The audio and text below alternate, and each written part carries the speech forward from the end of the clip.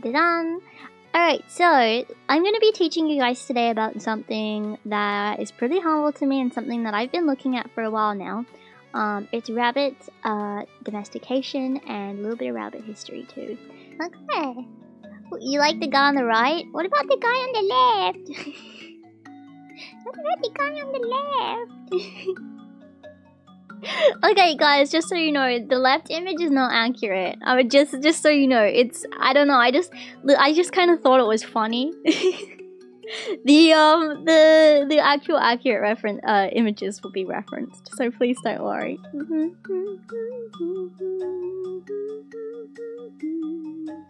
Get my little laser pointer out here just in case I need it. Okay, so shall we get started talking a little bit about rabbit domestication and evolution? If you guys have any questions, be sure to ask them at the end of the presentation. So, I'm going to be starting off with the Eocene epoch, so that's 50 million years ago. So rabbits are unique, adorable creatures, known for their vast diversity in shape, size, and coat patterns, obviously. As we know, we love rabbits. Their history, however, goes far beyond their modern appearances. Rabbits have a fascinating evolutionary story that spans millions of years. Through a combination of environmental factors, agricultural practices, and selective breeding, rabbits have evolved into the numerous varieties that we see today. So in this PowerPoint, I'll be discussing the evolutionary journey from their earliest ancestors during the Eocene epoch to their modern domestication and beyond. So yeah, we're starting with the Eocene epoch, so 50 million years ago. The evolutionary tale of rabbits began more than 50 million years ago, during the Eocene epoch. Here's just a photo of people, what people think that the Eocene epoch kind of looked like. So during the Eocene epoch, this period was characterized by significant climatic changes, with dense forests covering much of the earth.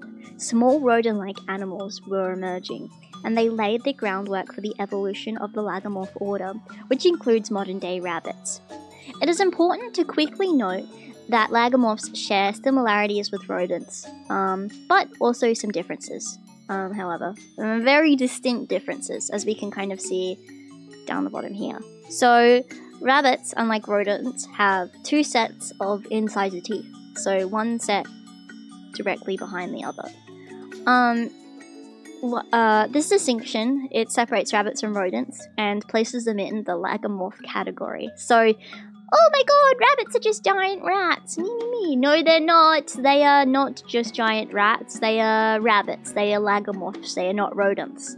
Yes, so it just places them in a different category. But however, at this time, the teeth and jaws of the little guys that were emerging at the time, the jaws had not evolved to create this distinct difference yet. So they come from the same ancestry. So they come from like the same lineage. So during this time, the early ancestors of rabbits were small nocturnal creatures, which is interesting because they're crepuscular now. So they were nocturnal at the time, and they thrived in these forests, these dense forested environments at the time. So these creatures, while not fully resembling modern rabbits, displayed characteristics of both rodents and lagomorphs at the time. Their diet consisted of plant material, and their evolutionary adaptations, such as their agile small bodies, allowed them to navigate the dense forests, avoiding predators while foraging for food too. These early, and this is something interesting that I actually didn't know at the time. So these early lagomorph ancestors didn't even hop like the rabbits we see today. So at the time, they weren't even hopping yet. They actually began to develop elongated limbs at the time to help them move effectively through these dense forested areas. Their long limbs increased their speed and gave them the agility they need to escape predators and covered large distances for foraging, which is pretty interesting. Capybaras are like giant rats. Yeah, so they're rodents. They're the biggest rodents that exist. So this is a radiograph of a 3-week-old mouse, and this is just some anatomy of you have some radiographs and etc. of rabbits, and shows their incisor teeth here. Shows they've got two rows of incisors, which is different to rats. So that's just showing a little bit of the differences there. So yeah, that was the Eocene epoch, so about 50 million years ago. So now we're going to be talking about the Oligocene epoch, so 34 to 23 million years ago. The Oligocene epoch marked a significant evolutionary milestone for lagomorphs. As the climate continued to change, these early rabbit-like creatures began to spread across different regions of the world, including North America, Europe, and Asia. So we kind of see the rabbits' innovation during the Oligocene epoch, and this is what I'm talking about with rabbits. So it's theorized that they had long limbs to be able to get through these dense kind of forested areas. So yeah, this widespread migration of rabbits exposed them to various environmental conditions, prompting adaptations that would shape their evolutionary trajectory. During this period, climate fluctuations tested the resilience of early lagomorphs. As the Oligocene became gradually cooler compared to the warmer Eocene epoch, vegetation and even habitat types changed, but the evolutionary flexibility of these early lagomorphs allowed them to thrive. As herbivores, they played a crucial role in shaping plant communities and influencing vegetation dynamics in the ecosystems. Notably, the dental characteristics that distinguish these rabbits from rodents, so the two sets of incisors, continue to evolve due to these changes in vegetation. These dental adaptations became essential for processing fibrous plant material, further differentiating lagomorphs from their rodent counterparts. The Oligocene also witnessed the development of new behaviors that allowed early rabbits to survive in diverse environments. Their ability to adapt to different climates, diets, and habitats. Oops, sorry. I think I'll get an ad if I don't press this button. Okay, there we go. Sorry. And habitats contributed to their growing presence across continents, showcasing the evolutionary resilience that rabbits still possess today. And that's kind of, I guess, depending on whether or not you like rabbits, that's for better or for worse. So yeah, this is just kind of a look at the changes to the incisors, kind of an example. And then this is what people think that the Oligocene looked like at the time. This is ancient rabbit. Ooh, ancient rabbit. And yeah, this is the rabbit ancestors takeover of in the Oligocene epoch, which is very cool. Yes. So now we're gonna go on to the Miocene epoch. So 23 to 5.3 million years ago. So this is what they believe that the Miocene epoch looked like. So as you can see, there's like more of a development of more of the, I guess, modern kind of creatures that you'd see. Kind of still a little, they're old, but they're a little newer. And this is the rabbit takeover during the Miocene epoch as well. As the Earth continued to undergo climatic changes, the Miocene epoch brought further diversification within the lagomorph order. By this time, the foundation for modern rabbits was well established. This period also saw the emergence of new rabbit species as they adapted to varying environmental pressures. From changes in fur color and density to size variations, rabbits were beginning to exhibit the traits that would define the modern-day species. One significant development during the Miocene was the emergence of the genus Oryctolagus, which includes the modern European rabbit Oryctolagus caniculus, the direct ancestor of today's domesticated rabbits, which is really cool. As they spread across Europe, these prehistoric rabbits faced large predators and megafauna, requiring them to adapt not only physically but also behaviorally. They became smaller, faster, and began to form more complex systems of warrens in colonies to escape predators, with some rabbits becoming more social and others developing solitary tendencies.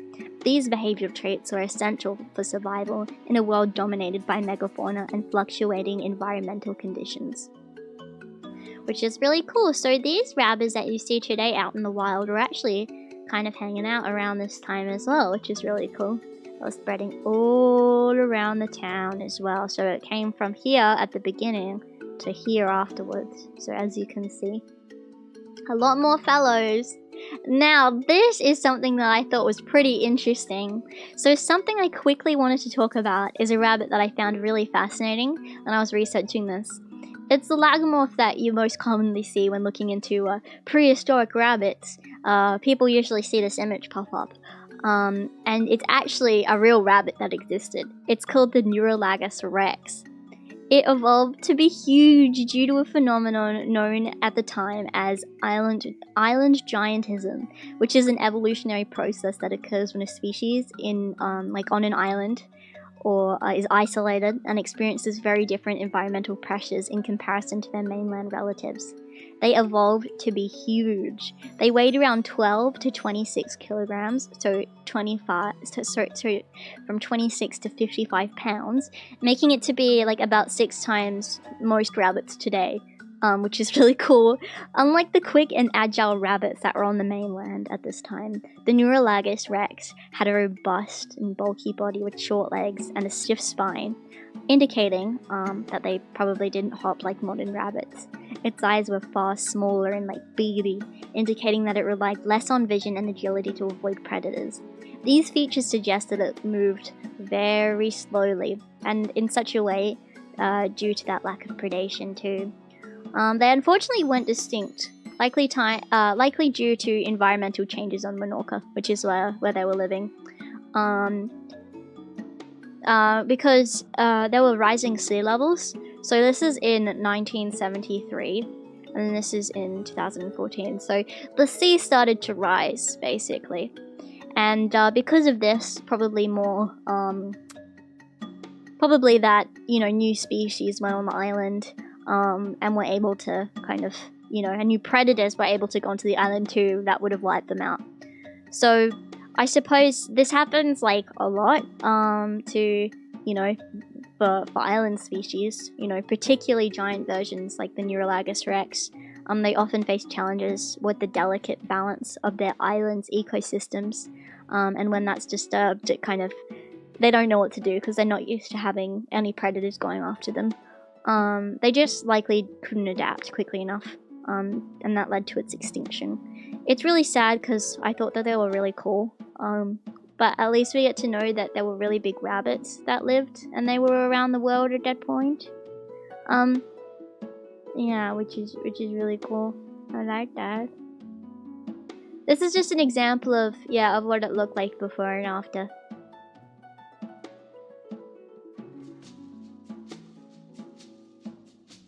So now I'm going to talk a little bit about the Holocene. I believe it's called the Holocene epoch. So we're going to start with talking about some domestication with rabbits as well. So this is really interesting, and I think from the beginning of human civilization, although they were hunting rabbits, they also found a love for them too. So the first known domestication of rabbits is attributed to French monks living in monasteries around 600 CE in the Iberian Peninsula in southern France. These monks began to selectively breed rabbits primarily for meat production, taking advantage of the animals' rapid reproductive cycles. The Catholic Church at the time actually permitted monks to consume young rabbits classified as fish during Lent, further encouraging the breeding of rabbits as a food source. Monks quickly realized that rabbits could be bred for more than just their meat, leading to early efforts to breed rabbits for different sizes, weights, and coat colors too. And now we're going to talk about how they spread across Europe. So this is a look at the Roman pottery and mosaics. So they were incorporated into a lot of their art at the time. So during the Middle Ages, the spread of domesticated rabbits continued throughout Europe. And the Romans played a critical role in their spreading. And they spread, so by doing that, they spread rabbit breeding practices. As their empire expanded. They actually built hutches to safeguard rabbits too, and to breed them for meat production and fur. Rabbits became a staple food source for the aristocracy, particularly in Italy and France. The French began to focus on developing rabbits with finer, softer coats and for garments, and their selective breeding laid the foundation for more of the breeds that we know today. I'll talk a bit more about the specific rabbits that they bred for this reason later. Now we're going to talk about rabbits and their rise through the Industrial Revolution and through urbanization. So during the Industrial Revolution, as people moved from rural areas to urban cities, the domestications of rabbits accelerated. In crowded city environments, large livestock like cows and sheep became less practical to maintain, and small animals such as poultry and rabbits grew in popularity. Rabbits with a small size and perceived easy care at the time were increasingly bred for companionship, as well as for their meat and fur too. By this time, rabbits had become more common in urban households across Europe. Yeah, so they became more popular at the time for these moments, and yeah, they were more popular across Europe. And their adaptability to different living conditions, combined with selective breeding for gentle temperament at the time, with like a wide variety of coat colors and textures, made them perfect household pets, or perceived perfect household pets at the time, especially for little kids. So breeding practices kind of picked up as well at the time for these rabbits. And here's a funny picture that I saw as well. This is the European rabbits being introduced to Australia. Oops, sorry about that. That was actually mean there. So yeah, which is interesting. So breeding practices became, I guess, more refined at the time, focusing on rabbits' appearance and behavior. So now I kind of want to talk about specific breeds of rabbits that people all around the world bred. And some of their reasoning for breeding and how it affected the modern rabbits that we see today. I won't go into too much detail about the negative and harmful impacts of breeding, although it's very prevalent, because I've been whinging about breeders all day already. But I think it's important to talk about how specific breeds of rabbits were bred for the sake of history and understanding, because I think it's relatively interesting and can help us better understand rabbit breeds if we know where they came from. And yeah, so at the time, just to show as well, this is what a big farm during the Industrial Revolution looked like. So obviously not much. Horses, little paddock, big, I'm assuming that's some kind of shed or something. So that's a big farm, imagine most farms. This is just a cute picture I found. So, first we're going to be talking about the Flemish Giant. So, a lot of people know the Flemish Giant. Big rabbit breed, very, very big rabbit breed. And they actually have an interesting origin, which you'll find to be funny. So one of the earliest distinct rabbit breeds was developed through selective breeding, and that's the Flemish Giant. Originally in Belgium, in the 16th century, the Flemish Giant was initially bred for its large size to maximize meat production, which I've talked about in the past. But actually, as we know, and as I've mentioned before, you better have remembered, these rabbits, see this guy, he's actually very lean. He's a very lean fellow, and because of this, they weren't really able to get much meat for meat production there. So yeah, that didn't really work that much or that well. But yeah, anyway, at the time, weighing over 15 pounds, these rabbits were impressive in size and were highly prized for both their meat and fur. As they became more widespread, the Flemish Giant's gentle and docile nature also made them suitable for domestication as pets. It actually created them to be more docile, to be able to blend in and not fight each other while they're in kind of small environments, such as being locked away somewhere to be bred for meat production and fur production. So that kind of worked in their favor as becoming sweet little household pets. A lot of people say that that the Flemish Giants are very similar to dogs, which I think is interesting. So the next one is the Angora rabbit in Turkey in the Middle Ages. So the Angora rabbit was bred for its long silky wool, with records tracing its origin to Turkey during the Middle Ages. The luxurious fur of the Angora rabbits became a highly valued material for clothing, and the rabbits were bred to produce more wool. In the 18th century, the Angora rabbit breed spread across Europe, particularly to France and England. As I mentioned, this kind of rabbit fur was used often for clothes, for rich aristocrats and for people that wanted to show their wealth because it was extremely expensive at the time. And yeah, from that point, the wool production of Angora rabbits became a significant industry. But nowadays, Angora rabbits are kept both for wool and as pets as well. Very fluffy guys. Very, very fluffy and soft if you've ever felt one before. The next one I'm going to talk about is the Himalayan rabbit. So, from Asia to Europe in the 19th century. So the Himalayan rabbit is believed to have originated in the Himalayan region, known for its distinct colour point pattern, similar to Siamese cats, if you've ever seen those cats with the exact same pattern. Could have called them a Siamese rabbit, but I guess that wouldn't have made much sense, would it? These rabbits were bred in Asia and later brought to Europe in the 19th century. Don't know why, but the Asians loved these guys a lot. So they were bred for both their unique coat and their friendly temperament too. Himalayan rabbits are often kept as pets and show animals today. I think they're very cute. Next one I'm going to talk about is the Netherland dwarf. So in the Netherlands in the 20th century. As you can see when we go for the, from the late 19th to 20th and even 21st century, you'll see how rabbits have been kind of gone from this to this. So there's kind of a bit of a change here. How did this, actually, if we go back even further, how did this, I'll go back even further. How did this, or even this, how did that become, how the hell did that become this? How did we get here?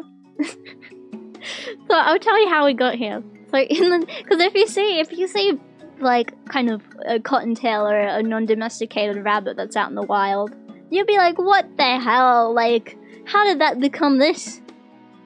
Human intervention is how. It's those fucking Germans. Mostly the Germans that kind of made this happen. But this is specifically the Netherlands that this happened. A lot of it was the Germans. I thought it was the Germans, but the Netherlands, obviously, the Netherland dwarf. So yeah, in the 20th century, breeders in the Netherlands developed the Netherland dwarf, one of the smallest rabbit breeds. The goal was to create a cute, small rabbit that was ideal to be a pet. Breeders selectively bred smaller and smaller rabbits, I guess with, genetic mutations. They bred those together. That's how you selectively breed rabbits together. Emphasizing cuteness, manageable size, and friendly temperaments. The breed quickly gained popularity across Europe and the United States as a pet, because of course it did. Becoming one of the most beloved dwarf rabbit breeders today. I know I'm shitting on these people for liking these rabbits, and I mean, how can you not? But I'll talk a little, and I won't whinge about breeders too much today. I guess they're cute, they exist, I can't do anything about it, but I'll kind of go into this kind of more into detail. So let's now talk about, what is this? The mini lop rabbit? What? That's me. I'm a mini lop rabbit if you didn't know. That's the kind of rabbit that I actually am. So, these were created in Germany. So the Germans were like, hey, can we make this, better? So, the mini lop was developed in Germany during the 1970s. Through the result of selective breeding, aimed at creating a smaller, cuter version of the larger lop breeds, such as the German lop and the French lop. If you haven't seen a German or French lop before, they're relatively big fellows. Big floppity loppity ears. They're like, let's change that gene mutation. Let's make it even cuter because they're kind of cute. So let's just continue them on. Yeah. So, breeders sought to combine the adorable lop-eared appearance of larger lops such as these with a more compact body, making the mini lop an ideal pet for families, or that's what they kind of tried to market it at this point. Weighing between 1.5 to 3 kilos, so roughly 3.5 to 6.5 pounds, the breed is known for its round, sturdy body and gentle temperament, becoming an instant recognizable breed. The mini lop's distinctively lopped ears are the result of a genetic mutation, as I was talking about previously, known as the lop gene. That affects the cartilage at the base of the ears. So I'll just show you with this guy. Maybe this guy's better. Base of the ears, obviously, should be up here. It's down here. Cartilage basically is softened, and the cartilage is essentially too soft for the ear to stand up straight. So by selectively breeding larger lop-eared rabbits that carry this trait, breeders gradually produced smaller rabbits with the same floppy ear characteristic, along with a broader skull, which enhanced the effect. This trait has been passed down through generations, making the mini lop's floppy ears one of its most defining and endearing features. Lop-eared rabbits, like mini lops, although they are cute, are prone to certain health issues due to this lop gene. Same as Netherland dwarfs, even though they don't have the lop-eared gene, but specifically for the lop-eared gene, there are a lot of health issues that they can experience due to having this gene. Their floppy ears can reduce airflow to the ear canal, increasing the risk of infections, ear mites, and hearing issues. The altered ear and skull structures due to selective breeding can also lead to dental problems, such as misaligned teeth or malocclusion, and much more. Such as, for example, someone actually brought up a good point in my marshmallow. Due to their nasal and the nasal cavity essentially becoming smaller, because most rabbits have a snout, like a pretty decent snout that's basically been softened and squished in to create those puffy little cheeks. But because of that, if they get something like what little lady had, for example, so some kind of infection, through their airways, it can be harder for them to get better, can be harder for them to breathe, and in turn can cause a higher mortality rate for them, as well as the ears. Due to its lopped cartilage, obviously it can get, as I mentioned here, increased risk of infections, ear mites, etc. These can all be alleviated though if you clean their ears every so often, so it's important to clean their ears with saline solution. I'd say for most rabbits, let's say once every 2 weeks, you can do a flush of their ears. Basically, you put the saline solution in the ear, you hold it up like you would for a normal ear, squish it around a little bit through the ear canal, and then dab it out, and that is essentially how you clean their ears. That's a way to ensure that they don't get any ear mites or infections. And also, they can have trouble hearing, but the reason why they do have trouble hearing is because a lot of build-up can be created here. Imagine if the canal of your ear was folded. Actually, I'll explain something. Maybe a better way to explain this. Get your nose and pinch it. Pinch your nose like this, so you sound like this. That's basically what they're doing to the... And then after you pinch it, squish it down a little bit. Squish down your nose. Squish down your nose like that. And then, so that's... you can't really breathe that well. And that's what basically happened to their nose and also to their ears. It's been kind of squished down. Imagine if you had no cartilage in your nose and your nose was squished down, or your ears were squished down, then you can't really hear that well because you fold your ear in half. Can you kind of do that? So you can still hear, but you just can't hear that well either. Your ears still work, but you just can't hear that well. That's kind of what it's like for mini lop rabbits. They're not in constant pain or anything because that's all they know, but it's definitely not as easy for them to be able to deal with certain things. It's not that dramatic, but it's probably kind of tricky to have to deal with that. So yeah. Anyway, so although the lop-eared ears are cute, selective breeding for the sake of cuteness in any animal commonly has its downsides. So kind of similar to like pugs, for example. If you're breeding an animal specifically for it to be cute like that, you shouldn't at all. That's not, you shouldn't do that. But all breeding, especially in rabbits, is genuinely not good. However, if there are rescued mini lop rabbits and you like mini lops, you shouldn't feel bad about it. I have 2 mini lops of my own. It's just important to remember kind of those increased issues that they may have because of that. But I will say, as a mini lop, however, I will say we're the best, no matter what.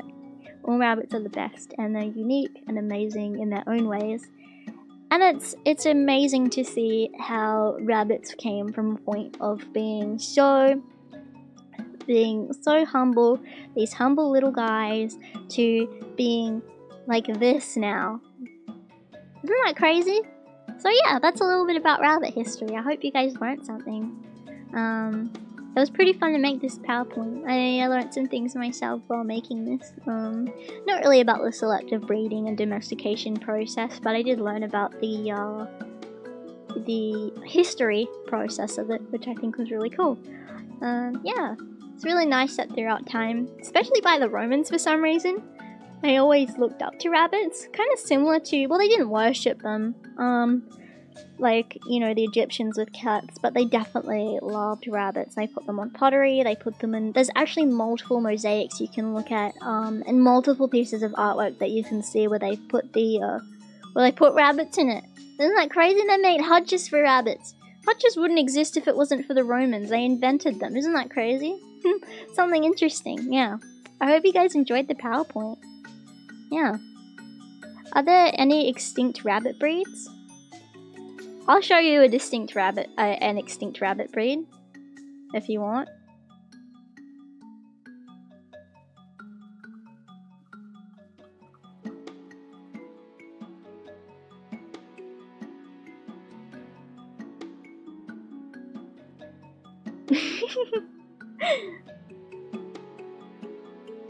There you go.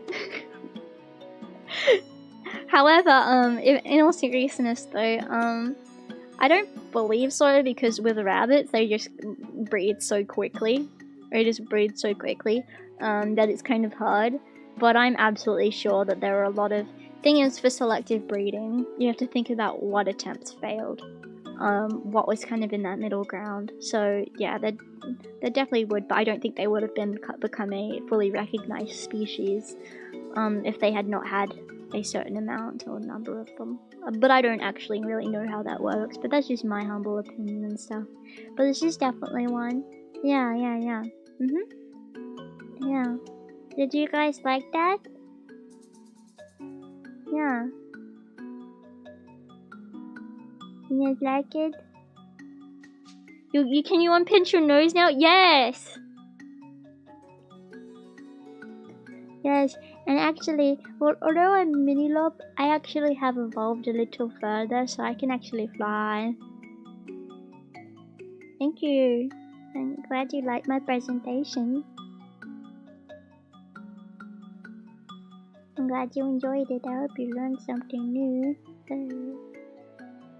And I'm a rabbit and everything, so yeah. I mean, I just hope you don't think I'm advocating for breeding in any way. I hope I've made my stance on that pretty clear.